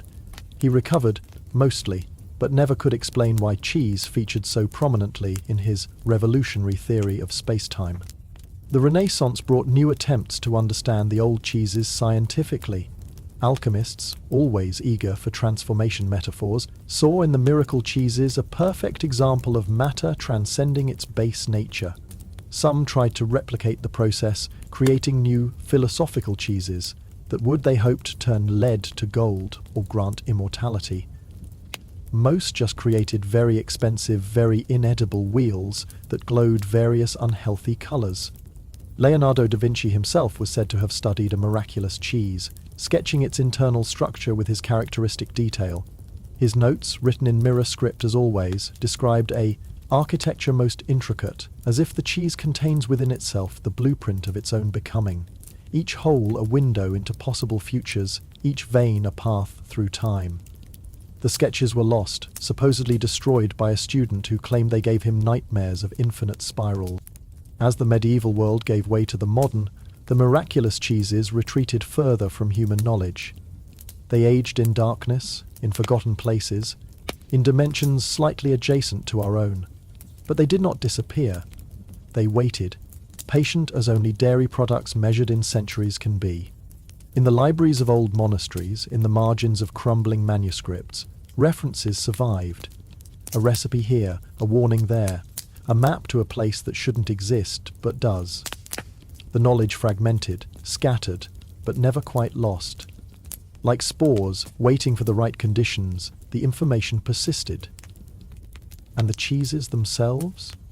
They grew stranger with age. The ones that had sung now sang in harmonics that human ears couldn't process, but that made dogs howl and birds fall silent. The ones that had healed now healed things that weren't quite injuries, existential wounds, metaphysical hungers, the aching sense that reality was thinner than it should be. The prophetic cheeses still prophesied, but their predictions had grown cosmic in scope. They spoke of the heat death of the universe, of the birth of new forms of matter, of the day when all milk would remember what it was to be cheese, and all cheese would remember what it was to be star stuff. The monks who recorded these prophecies did so in languages they invented for the purpose, knowing that existing words were insufficient. In the deepest cellars, in the most forgotten crypts, in places where the boundary between aged and ancient had long since dissolved, the cheeses did what they had always done. They transformed, they transcended, they waited. Because waiting, as any cheesemaker knows, is the most important part of the process. And these cheeses had learned to wait with the patience of geological time, with the certainty of entropy, with the calm of things that know their moment will come again. Somewhere, in a place that maps insist doesn't exist, the greatest wheel still turns. It's larger now than when the medieval monks lost track of it. It's developed its own gravity, its own atmosphere. Sometimes, on very clear nights, astronomers mistake it for a new celestial body. They're not entirely wrong. The age of miraculous cheese ended not with destruction, but with forgetting. Humanity moved on to newer miracles, shinier wonders, more convenient impossibilities. But in the dark places, in the forgotten corners, in the spaces between what we know and what we fear to know, the cheeses remember. They remember the prayers, the pilgrims, the taste of transcendence. They remember when gods walked in dairy form and reality was negotiable. They remember the future they were aging toward. And they are still aging, still becoming, still waiting for the moment when the conditions are right, when humanity is ready, when the cosmic wheel comes full circle. That moment hasn't come yet. But in certain monasteries, on certain nights, when the moon is dark and the air is thick with the scent of ancient fermentation, the old monks check the locks on certain doors. They reinforce the seals on certain chambers. They mutter prayers that aren't quite orthodox and haven't been for centuries. Because they know what sleeps in the darkness. They know what dreams in the deep. They know that some things are better left to age undisturbed. The miraculous cheeses of the Middle Ages are gone, officially. The Church says so, history says so. But in the darkness, in the patience of centuries, something that might once have been milk continues its slow transformation into something else entirely. Something that remembers when miracles were common and cheese could speak the language of the divine. Something that is still aging, still waiting, still becoming. Sleep well.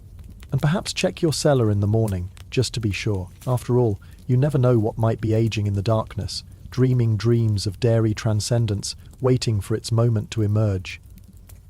The wheel, as they say, always turns, even when that wheel is made of impossibly ancient cheese, singing songs in languages that predate human speech, waiting for the stars to align in patterns that spell out recipes for transformation.